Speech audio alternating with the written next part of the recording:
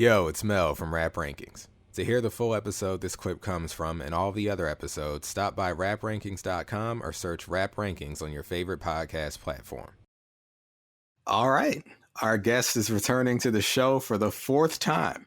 His new book, Instead We Became Evil, A True Story of Survival and Perseverance, will be released on April 5th, 2022 via Kingston Imperial. He also recently fact-checked the new book by Shea Serrano and Arturo Torres, Hip Hop and Other Things. And his book, Best Damn Hip Hop Writing, The Book of Dart, is available now on Amazon, BN.com, and many other online retailers. Please welcome back to the show, author, hip-hop historian, proud Bostonian, and I would also add Rap Rankings legend, Dart Adams. Thanks for having me.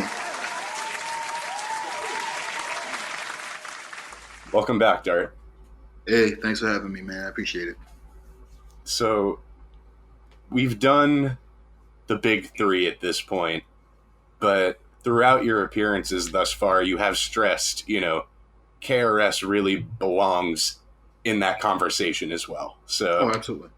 Before we go back and see what came before these pioneers who push things forward, we had to do KRS, we had to do Criminal Minded, start at the beginning of the Boogie Down Productions discography. But when I asked you to come on, I was surprised that you picked poetry. So you said you had to lay it out for us and, really to give you the floor as only you could do. Poetry, track one. All right, so here's the thing, right? Boogie Down Productions was actually several different incarnations before we get to what we know now as Boogie Down Productions, right? There was Mastermind Productions, which included members of Boogie Down Productions that Extended Crew and S7E05, because S7E05 was the guy with the SP12, right? Right. And he was the guy who knew how to use it. He was the guy who could freak it, and everybody came to him. So that's why S7E05 was actually involved in the production of Criminal Minded, right? But also the other part is that, you have 1241, right? Levi 167. These are names you don't typically hear. Names like Lee Smith, right? There are all these other people involved. And when Boogie Down Productions as Scott LaRock and KRS-One, we know as a duo, but actually, S7E05 is involved, Lee Smith's involved, D-Nice is in the wings. Mm-hmm. It's a crew. Other names come up later in by the second album. But the thing we have to realize is that they launch into the world because they played joints for, of course, Mr. Magic, who dissed them in the studio. And that launches everything. All right?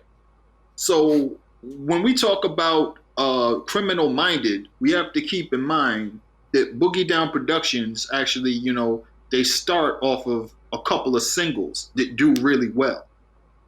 You have, of course, there's the back and forth with there's South Bronx and the Bridge is Over, right? Mm-hmm. This is our introduction. South Bronx and the Bridge is Over. But the thing is that after South Bronx and the Bridge is Over come out and they do well, now they get a deal with B-Boy Records for the album. And having hot singles that people talk about in 86 is a daunting task to lead off 1987 with a big album, right? Mm-hmm. Because 86, we had Rakim show up, we had Kool G Rap show up, and we had KRS-One and Boogie Down Productions show up. But now in 87, this is when the albums start coming out. Right. So we got Criminal Minded. We're gonna get Paid in Full. We're about to get the albums from these groups of these entities. And the important part is that poetry leads off this album. And this is your best foot forward. So you have to come with it. You have to do something that raises people's eyebrows. You have to do something that establishes yourself in this field where we have the Tila Rocks, where we have Rakim, where we have King Son, where we have Cool G Rap, you know, you're gonna have to come out the gate hard. So what happens is the very first song on Criminal Minded is Poetry. The beat hits you first. I'll never forget Definitely. the first time my big brother pressed play on this cassette tape. He got it from a store called Skippy White's, which I lived on at Mass Ave. And I lived at 47 Mass Ave. Skippy White's was at 410 Mass Ave, directly across the street from what was going to be the new train station, the Orange Line train station. They tore down the L in Boston. Now, all this is important because the very first time he brought that tape home, put it in the player, and pressed play, and you hear those drums. And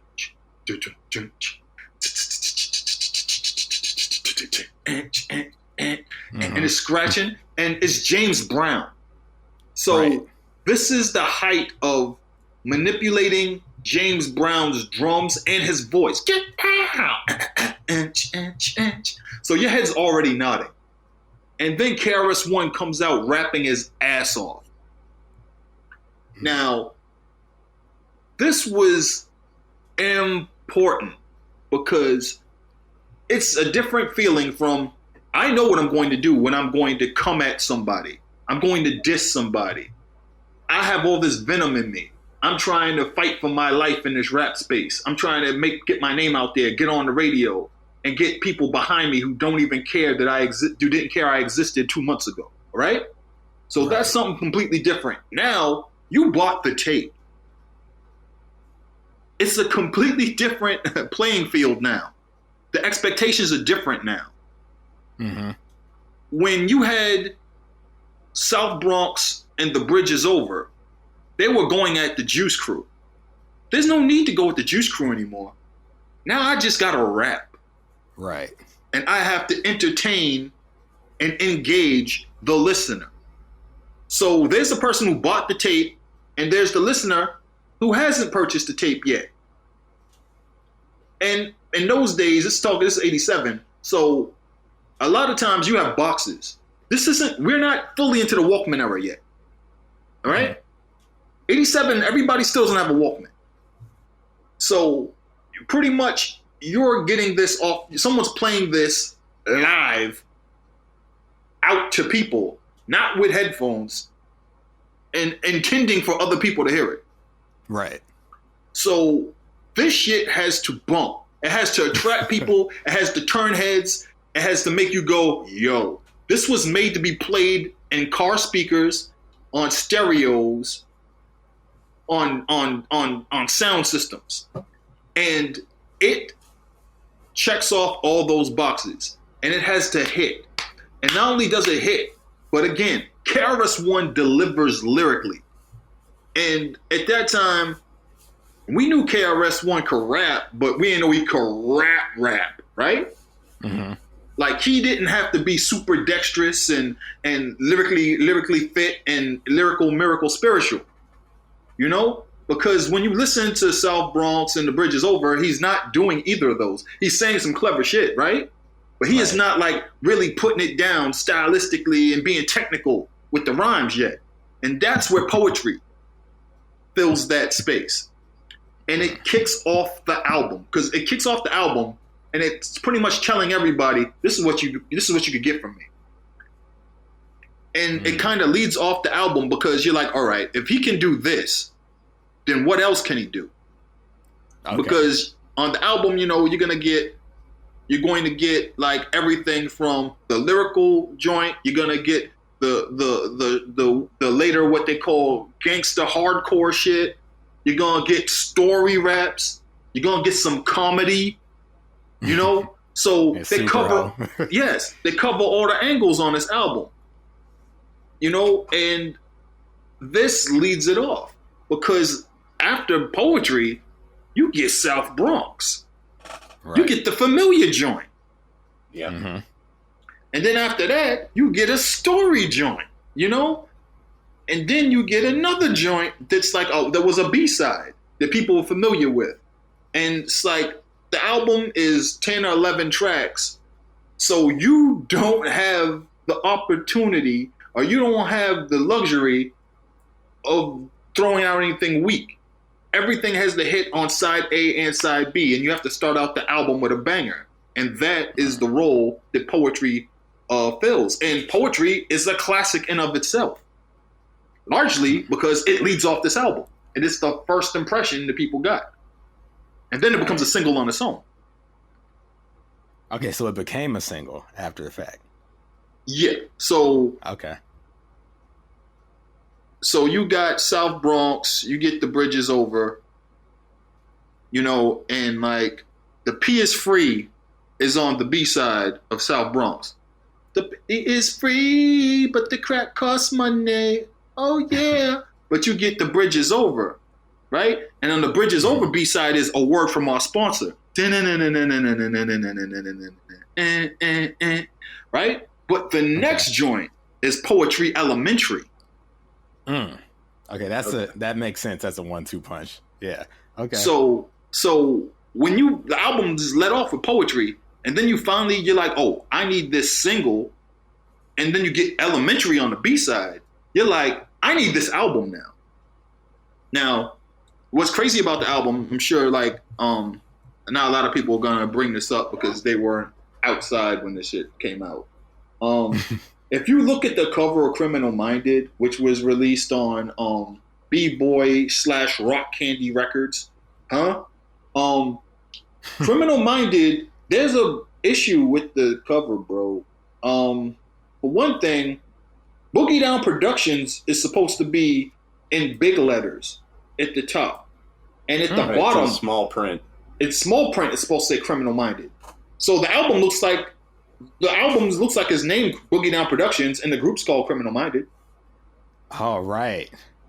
I actually had noticed that until you pointed it out. Right. So that's you know what else is interesting? I saw that the deluxe version, I guess it's like the reissue that they put out, the contrast on the cover is completely different. I mean, the cover itself is a little washed out looking. Yeah. High contrast, and they seem to just have given the deluxe version a completely different cover.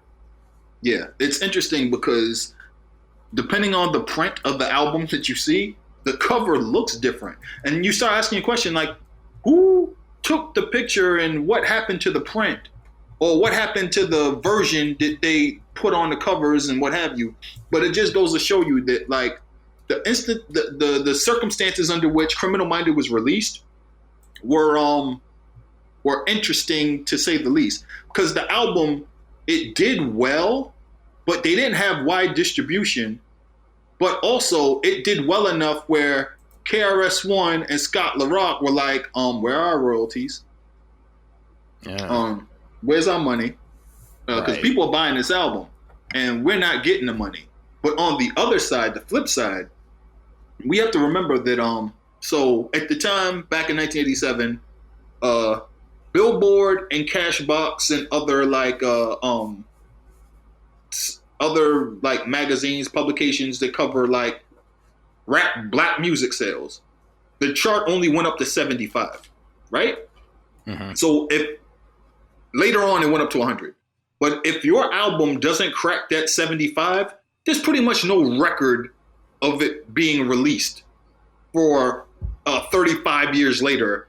Let's say some guy in Boston is looking for proof that your album was released in March 1987, right?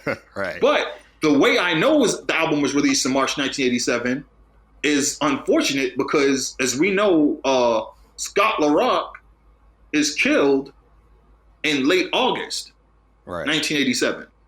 So we know the album had been out for months. And also, I did some digging. I find a Billboard, I believe it's the June 6th, 1987 Billboard. And Nelson George wrote an article about like rap and like its potential in sales. And he interviews Scott LaRock, who released two successful, well-selling singles in 1986 and just recently put out a new album called Criminal Minded with a cover that's controversial. Right. Yeah. So, but the thing is that when I go looking for like proof of when the record's released, I can't find any. It doesn't enter the Billboard charts or the Cashbox charts. And it doesn't enter the Cashbox charts until October 17th, 1987. It doesn't enter the Billboard charts until October 31st, 1987. Cashbox is there for 8 weeks until December 12th, 1987. And then Billboard is out after November 28th, 1987. And it never gets higher than number 73 on a chart of 75 and stays at 75 for 3 weeks and 73 for 2 weeks. So what I'm saying is that if it wasn't for that, I wouldn't be able to find any record of sales for Criminal Minded. But I would be able to pull up in like January 1988 that they signed with Jive RCA, you know? Right. And that they have an album coming out, and there's an ad from Jive saying coming up soon, Boogie Down Productions. And then it lists all the other people on Jive RCA. Jazzy Jeff and the Fresh Prince, Steady B, you know, all them other cats. Uh-huh. So that's insane. That this is a classic album and you can barely find any record of its release. And when I did find it, it's funny because I'll go on Cashbox and I find like the exact so when a record comes out, especially back in the days, you have your the album comes out and then it has this catalog number, right? Mm-hmm. So the catalog number is right there on Cashbox, and the shit cracked me up seeing it because it's such an unusual number. And it just goes to show you that like Rock Candy Records was not a reputable company at all. So it's bananas, man, because like, actually, let me pull it up. Right, and I'm sure this has a lot to do with the album going in and out of print. Yes, it has a lot to do with the album going in and out of print. Also because B-Boy Records did some foul shit and released A Man in His Music the next year after they signed with Jive RCA. So ultimately, right. That's the same year they put out By All Means, right? Yes. So so here it is. The catalog number for B-Boy Records, Criminal Minded, is BB 4787 JBM. And you're like, what the fuck is JBM? And I'm like, what is JBM? And I was looking at that and I'm like, okay, so I get it. B-Boy Records, 4787 is the catalog number. But what's the rest of the shit? And then when people re-released it, they had it 4787-1, you know, 4787 just on its own. Mm-hmm. But what the hell is the JBM or the JM? And I could not figure that out for the life of me. And I don't know, hopefully somebody will explain it to me. But it's just hilarious thinking about that. Well, we got a new mystery audience, 718-635-0743. Call in. Do you know what the JBM stands for? What the JBM is about? Yeah, you know? Huh. That's so basically, if not for the unfortunate incident of Scott LaRock passing, you're saying there wouldn't have been as much of a record, you know, of this thing existing. Absolutely not. If it wasn't for the fact that people wrote articles about the death of Scott LaRock or, you know, talking about violence in rap or start talking about the controversial nature of Criminal Minded and the imagery on Criminal Minded possibly leading to what happened to Scott Sterling. But the truth of the matter is that Scott, if anything, was a person who was a peacemaker. He was a person who bridged gaps. He was a person who shut down beefs and brought people together. Like, that was pretty much his intention. You know, they had bodyguards and stuff like that because it was the hood and it's the crack era, but they weren't really necessarily going out and starting trouble. You know, Scott always came into a situation, you know, trying to, you know, settle stuff and like make stuff peaceful so everybody can coexist and do what they need to do. You know, even people that like might have had an issue with KRS respected the shit out of Scott, you know, and there are a lot of times where people wanted like beef with KRS, but they didn't because, Scott, There's a reason why in a lot of these articles and stuff like that, they talk to Scott and not KRS, because Scott is the guy. Boogie Down Productions is Scott LaRock and KRS-One. You know? Like, and there's an interesting line that KRS-One says. I believe he says it in poetry. Scott LaRock is on the side, not in back of me. Yeah, right. Like, we're Boogie Down Productions. You know? It's not me, the rapper in the front, and there's that DJ motherfucker in the back. Right. Or it's a unified front. Or like I came for the DJ, but yeah, I'll listen to this rap motherfucker.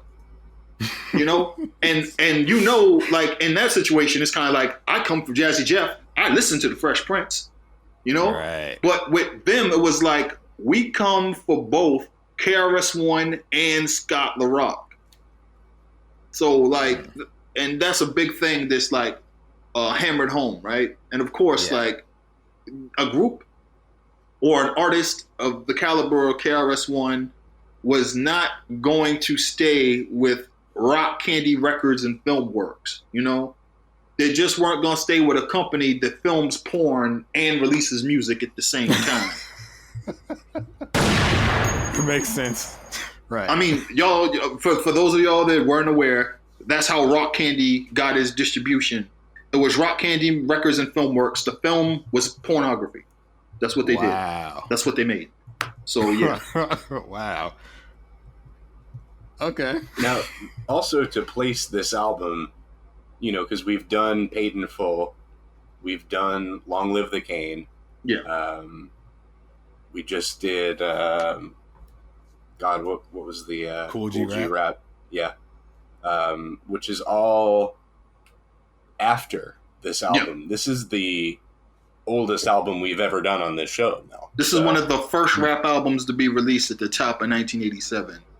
Like, and the thing is that like, it comes after like the third quarter rap releases of 86. So what we left off, we get this, right? But what we left off was like Salt and Pepper, Hot, Cool, and Vicious, Stetsasonic, On Fire, Just Ice, Back to the Old School. These are albums that were released at like the end of 86. And then like in 1987, this is like the albums that people are listening to, you know, after Christmas. And this album comes after that. So it's like one of the first albums of 87, official albums of 87. I mean, I was born on the 18th of April, 1987. So this is the only album we've actually ever covered that I wasn't alive for its actual release. It's that's nuts. It's going back that far now. I remember what I was doing April 18th, 1987. That's nuts. I was 11.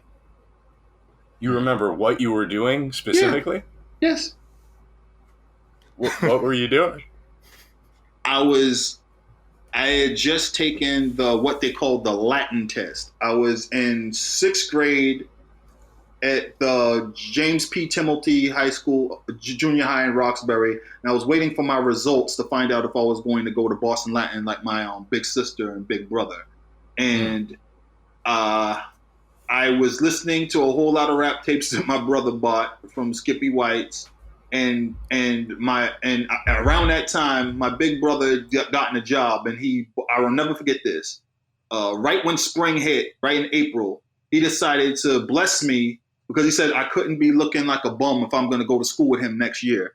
So he blessed me with 2 pairs of acid wash jeans, and he bought me a pair of gray Reeboks because he didn't want to buy me Adidas because he didn't want people robbing me. Wow. On my walk home in Roxbury. And that's what I was doing in April 1987. And he took me to the barber shop, and I got a fresh lineup. And he was like, if you're going to be going to school with me at Boston Latin School next year, you can't be representing me looking like a bum. So that's what I was doing in April 1987. Oh my God. I was probably just pissing and shitting and doing baby stuff, I suppose. Right. I'll tell you what else was going on, though. The Simpsons debut on the Tracy Ullman Show in April of 1987. Yep, I remember that. Fox. The first show's on Fox. Wow. Yeah, I wasn't even probably thought of. I mean, I was 6 years before I touched down. So Let me tell you what's crazy about the Tracy Ullman show too. Musical director for the Tracy Ullman show was George Clinton. What? And the lead choreographer for the Tracy Ullman show was some woman named Paula Abdul. Wow. I had no idea. That show was it was ahead of its time for network television. Led to like the Gary Shandling show. Fox had a lot of like really cutting edge shit, man. And then they got like Married with Children. Like Fox came out the gate with some heat, man. Let me tell you, like they also had a whole bunch of duds, man. They had some shows that like Duet, that shit lasted like 2 seasons. Like Open House, which was a spinoff of Duet. I ain't never seen a show spin off a show that failed before. I was like, oh shit, you can do this? Yo, they spun off a show that failed with the characters that people actually like. That's bananas. That's crazy because a lot of the spin-offs of shows people like do fail anyway, like Seinfeld and Friends. They tried to do some spin-offs with those actors and it didn't work. They've been like, you think about like how many instances have there been? There's a show that's a spin-off more successful than the original show. Like, when the fuck has that happened? Like, when does that happen? But like, I'll never forget, man, there was a show called Duet, and Duet became Open House. It was like some Disney Channel shit. I don't know if you know what that means. Mel knows all about the Disney Channel. So I don't know all about it. I know a little bit. So what the Disney Channel does is, since there's this weird age thing that they have with the people on the show, the principal actors, and also with like the older actors, they don't want to tie them down. What they do is they don't have a show run for longer than 3 seasons. But if they do want a show to run, what they do is they make an immediate spinoff, and then they make that show run. And then they spin off the spinoff. So they'll reboot the show that's the spinoff and give it a whole new thing. Like, that's how we get Corey in the house from Raven's Home, and then get that. I never noticed that. Right. That's how we got Jesse, and Jesse turns into Bumped, and then Bumped turns into another version of Bumped. That's how they do that. Oh. So it's a new show. But the thing is that the Disney Channel is just like Nintendo, man. They paper gangsters. They're going to own you in perpetuity. They're going to be playing your shit at 3 a.m. for the rest of your life. Olivia Rodrigo has just entered the Twilight Zone. When she got popular, they're like, we playing Bizarre forever, bitch. Forever. Yeah. Wow. Facts. Yo, I'm telling you, man, Disney Channel is dirty. Like they was doing all the previous like hot girls of Disney Channel. They run your shit into the ground. It's like, we are making all of the residual money. We are making all the money off of you. Right. So yeah, it's crazy. It's just like the music industry. So yeah, in a lot of ways, I would say. So poetry, the song itself, we got to do the ratings. I know Mel's dreading this. I'm not dreading it. I'm always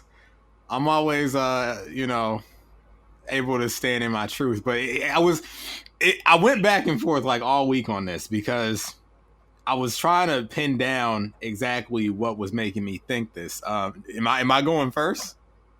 I mean, no, I usually like to ask the guests if they want to give their rating first, Okay. Word. Okay.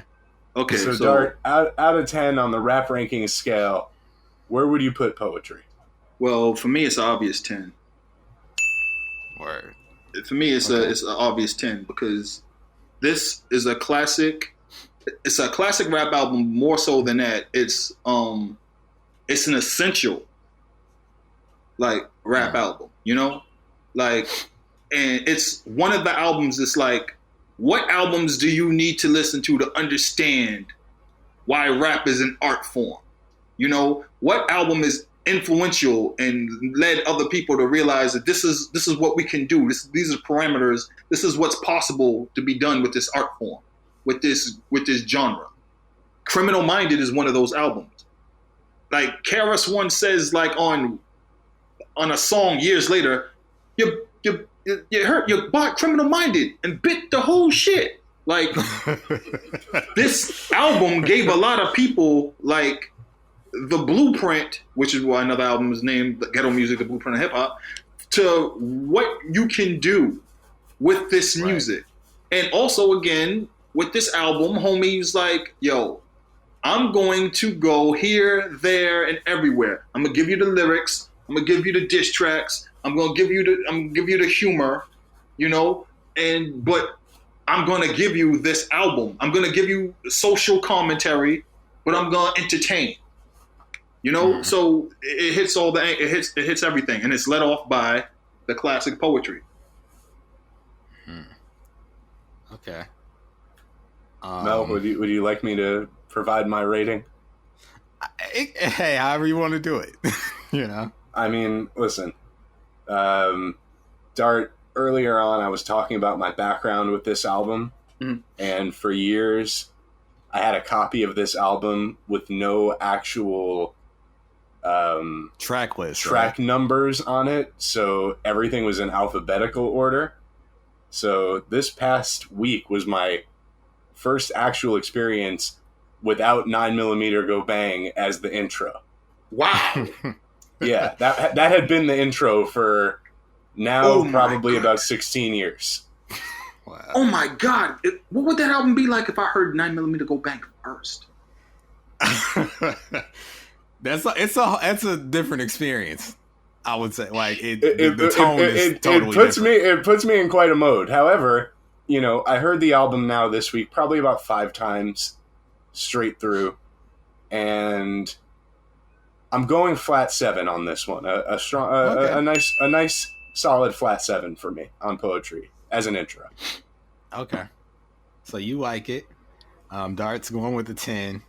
So here I am, the whippersnapper, hoping that no one looks at me as if I'm committing a crime against hip hop. So this is, I finally pinned down. Mel, I mean, you've been doomsaying about this for days. I have to ask, are you giving this thing like a 3 or something? It sounds like no, I don't. It's nowhere near that low. In fact, for me, it's as of right now, because you know on this show ratings can change with time and growth. Of right now, of course, it's a 6+ for me. Now I finally figured out why, because, and I mean, spoiler, there are records on here that I like a lot, multiple that I like a lot. So, but this one just doesn't do it for you. It wasn't like it was a disconnect, like, oh, this is like out of my depth, or it's like, oh, this is like, you know, hasn't aged well, because that's not the case at all, because I'm digging a lot of stuff on here. I figured out what it was for me, and maybe it's just, you know, me being particular and just like perhaps overanalyzing, but I felt like as much as I like the beat with the James Brown sample and the scratches, as much as I like KRS-One's presence, I was having a difficult time, I guess, pinning down the true intent of the record, because coming in, you know, what with, you know, the bit I research, it's like, okay, we're coming out of South Bronx and the bridge is over. They've had this whole thing going with the Juice Crew, and, you know, he makes a point, you know, in the record about how, you know, this isn't, you know, other rappers are caught up on, you know, like the annihilation or the destruction of, you know, another man, and like this is about poetry and this and that and the other. And then at the same time, I'm like, well, look at this album cover. And then, like, we got songs like 9mm Go Bang. And I've read that some people were calling this, like, the first gangster rap album. So it's almost like, I mean, and so I kind of got lost in this rabbit hole where I'm like, is there, like, a deeper metaphor that I'm missing? Like, is he trying to make a point? I'm like, okay, the song's called Poetry. Maybe he doesn't literally mean, because, like, he ends the song, he's like, you know, towards the end of the song, he's like, you know, I don't contemplate a battle because it really ain't worth it. I'd rather point a pistol at your head and try to burst it.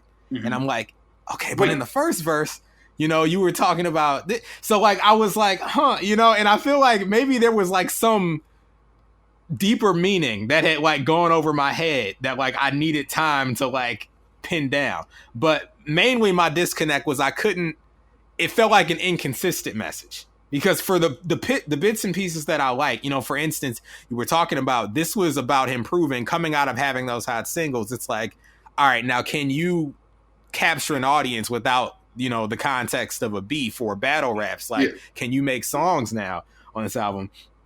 And you talk about technical ability, like I really popped for the moment where it's like, because KRS-One means simply one KRS. That's it. That's all. Solo single, no more, no less. Like it was a very, stylish, there's some flourish to it, and he has a bunch of moments on here like that. I was going to say, I do want to approach this a little bit from a production standpoint, but, we can't leave KRS out of this at all. Or you can't leave Set G out of this at all. Right. I mean, there's some stylistic elements in here where he's kind of playing with Scott LaRock's scratches, or when the beat drops out and he says the beat may drop and there's no beat underneath them. Right. And I have to say, I love the energy in the third verse, from how KRS starts it off to how the beat drops out and the hi-hat comes in. I mean, a lot of interplay with the production on here, and, some of those stylistic elements that you were mentioning from a technical perspective that are also pretty impressive. And also, another thing to keep in mind is this song is 5 minutes long, and we danced to this song for 5 minutes. We danced to this song. It doesn't for feel 5 like minutes. it's 5 minutes. Like it. Yeah, it's definitely. It's 3 verses arresting. of rapping. It's 3 verses of rapping with and.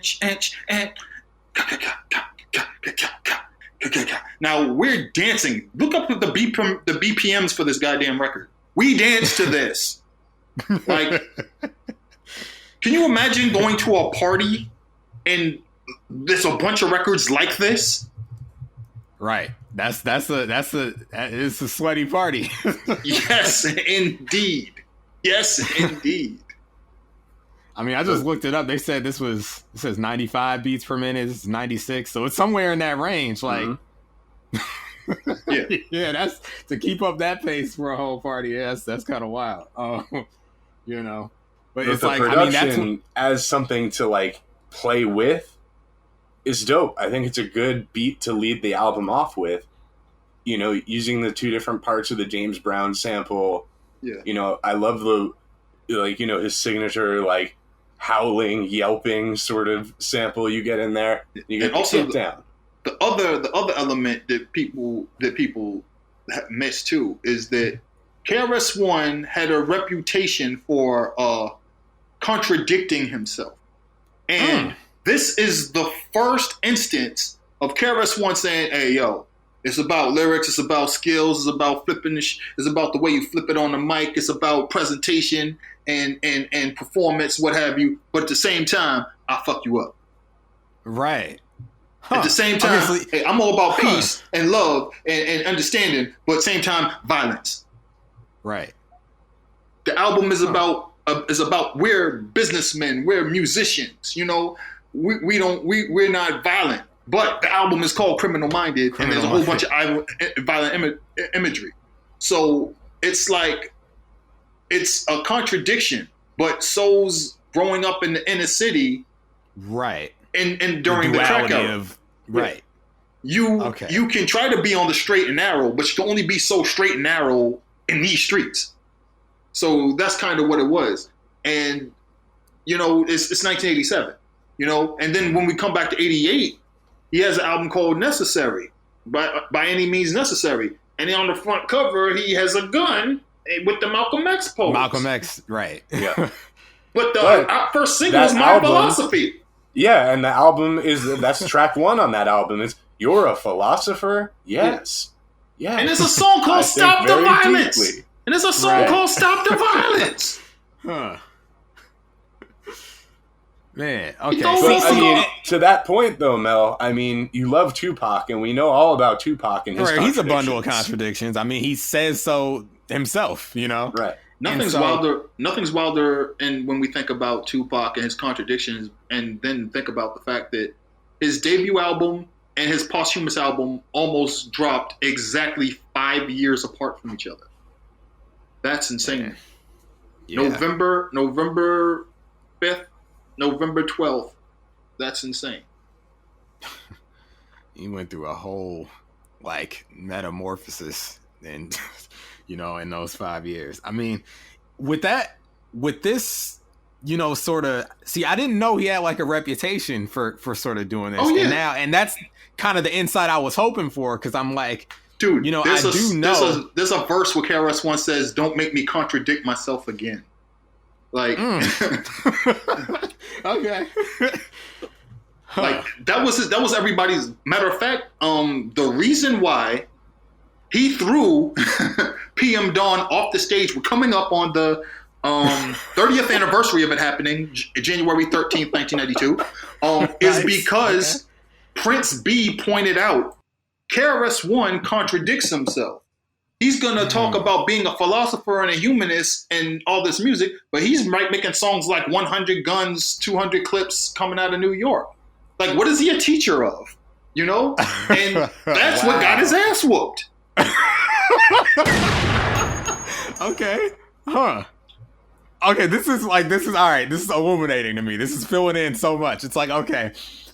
Do you think maybe it could potentially unlock the song for you? Yeah, I was just about to say it. That almost unlocks the song for me now, because I'm like, okay, if this is what he does, it's easier for me to accept. It seems like less of an oversight, or less like, like him being unfocused, and more so just him having the duality of being a human being and carrying multiple beliefs and philosophies. It's like, okay. All right. See, because, I think about lines where, in here he's like, the poetry I'm rattling is really not for battling, but if you want, I'll simply change the program. So when I'm done, you'll simply say, damn. It's like there's a lot of moments in there where it's like, yo, I can do it this way, or I can do it this way. So that's why, like, the whole week I was kind of going back and forth. It's like, maybe this is intentional. Like, maybe that's the point. And now, more so than ever, I feel like that kind of is the point, and to speak to the fact, like, what I definitely didn't have a question about the record, the production, but just the way he plays off of this. It's like one of my favorite lines in the song is, yo, I'm like an arrow and sky is a crossbow. Say something now. Thought so. Like, that holds up to me. That's great imagery, just like a crossbow and an arrow. It's like that setup. It's like, he's kind of like the bow to launch me. Like, I'm the dart. Like, I'm it's that was great writing to me. No, he's the dart. All right, well, okay. That's hilarious. I do want to talk a little bit about the production here, though. The influence that this production would go on to have in two different ways.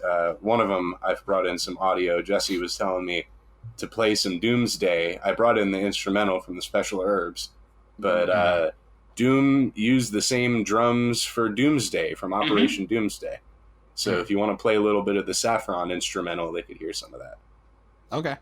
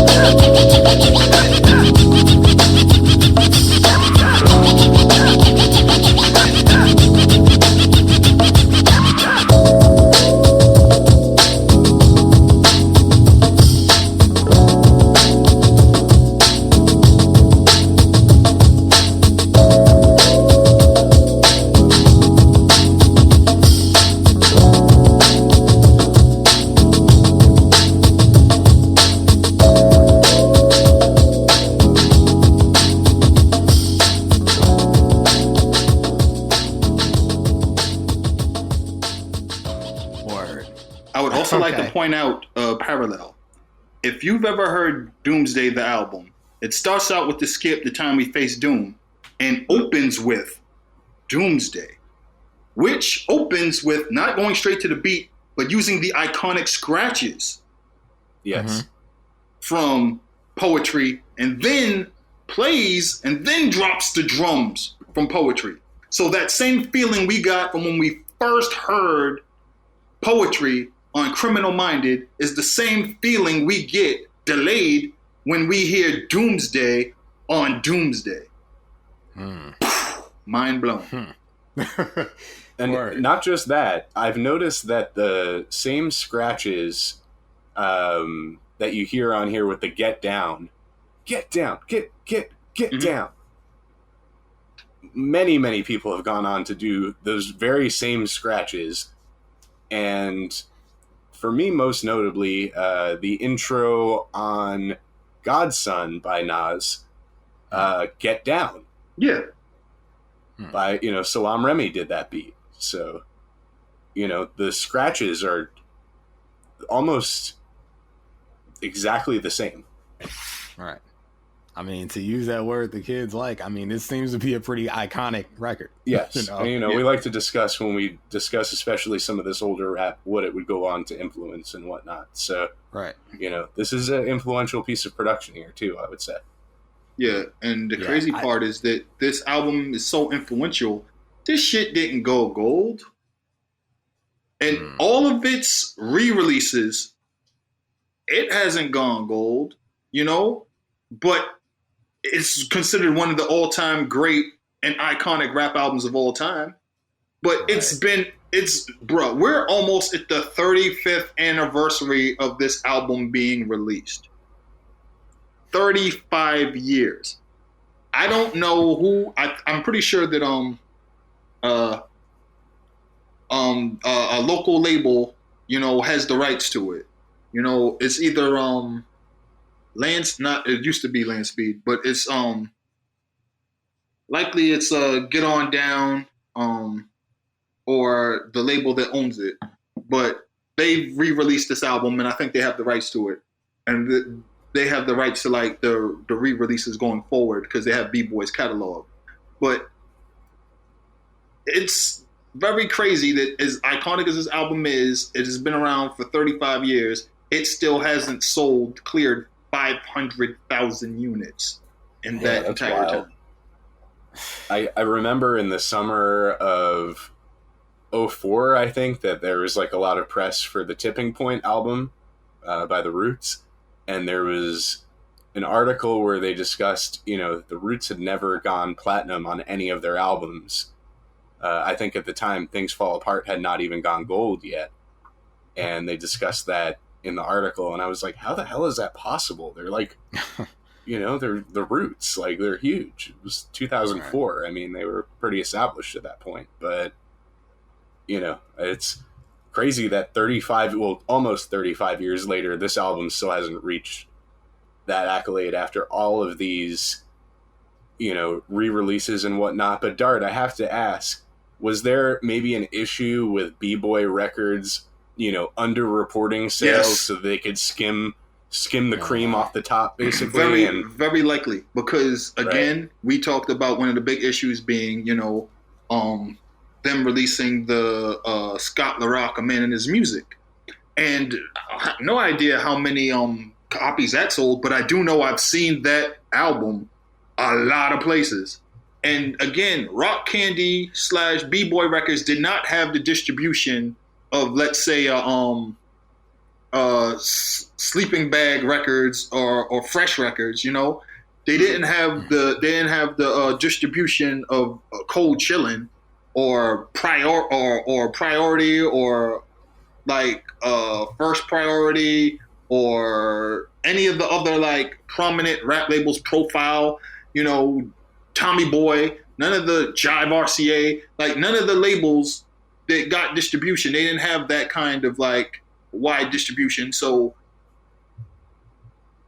it's hard to tell how many copies were sold and how many were accounted for. And it's not like Rock Candy was in the business of reporting to the RIAA, So that's the big It's platinum in the streets, basically. I mean, so many rappers have gone on. I remember reading something recently. Snoop said he just bought a bunch of old albums recently. Criminal Minded was one of them that he named.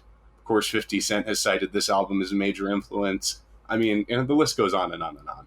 Nas, of course.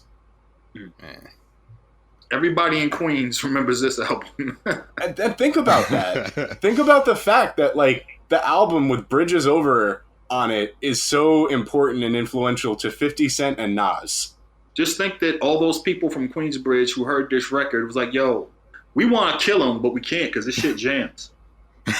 Like, that's quite literally what they were like. They were like, yo, he's dissing us, but this shit is dope. Like, yo, you heard this shit? This is amazing. No, poet, don't shoot him. This album is fantastic. God damn, he's killing us. Whoa, you heard this beat? The song's called Dope Beat. Can you believe that shit? That's just brazen. That's just right in your face. Right. That's the title. Right.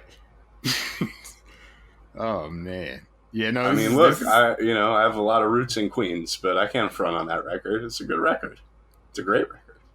I'm pretty sure when my dad mentioned KRS-One to me for the first time in my life, like that was the record he cited. Like, we were on this road trip and like every night, like we were going from North Carolina to California, and every night, like in the hotel, he would give me like a list of songs to like look for and download. And I remember like he got like really excited. He's like, yo, try to find this song, The Bridge Is Over. And like I remember looking for it, I found it, and like he played it, and he was like explaining to me like how big this was. And I mean, my dad, like me, was from Peoria, Illinois. So like apparently this had reached here too. But like, and so it's crazy to me to think 35 years and like this seminal album isn't even recognized, as a gold album is like nuts to me. Like that's insane. But shady record labels and underreporting and these things happen, I guess. Shady records. No, not shady. Not that one. And not shady as in Shady Aftermath. Right. Yeah. But, wow. Well, yeah, I already feel my opinion on this record changing now. I mean, because I was flirting with the 7 the whole week, and now you just had to get in here with Pi May. You had to, we talk about this all the time. It's about putting you through the trials, Mel. It's about going through the chambers. You have to endure some punishment and some pain, and then you come out the other end, and all of a sudden everything starts making sense to you. Then you start talking about she had some good power you. And look how far you've come. Fair enough. Huh. Well, yeah, I think this is... You want to hit the music? The music? Yeah, we have a theme song for this. Oh, right now? I mean, would you like to make a change? I don't want to jump the gun. I'm going to give myself a little more time. All right, you want to sleep on it. We'll revisit this opinion next week. Like my main man Drake's mom would say, you got to give it, what did she say, like 72 hours? Man, why are we taking advice from Drake's mom now? Hey, I mean... Hey, well, if it's good enough for never Drake. Take advice. That was great advice. I don't know. It's good enough for Drake. I listen to 40 Mom. All right, 40 Mom is my preferred mom from Canada. Oh, right. Don't ask permission, just ask forgiveness. That's right. That was Mel's approach to giving out that 6 in the presence of Dart. Oh, man. Hey, it's a starting point. I understood. It's a starting point. Right. Well, Dart, we always love having you, and really, like, the context that you're able to fill in for us is invaluable, so thank you again. Is there anything you'd like to plug? Other than the fact that I just fact-checked a book that won't likely be released until sometime in 2022 or 2023, and I'm going to be on TV and in film likely in 2022, and I can't talk about any of it because, I signed NDAs and shit. But it is what it is. It's going to be a good year. It sounds like it. So look out for Dart, and Dart will be back next season as well, because something that we're covering in our next theme season is, I think, in his specific area of interest. So we'll be seeing Dart next season, and until then, Dart, farewell. Thank you again for joining us, and just stick around for a sec so we could grab your audio. All right, cool. Yo, it's Mel from Rap Rankings. To hear the full episode this clip comes from and all the other episodes, stop by raprankings.com or search Rap Rankings on your favorite podcast platform.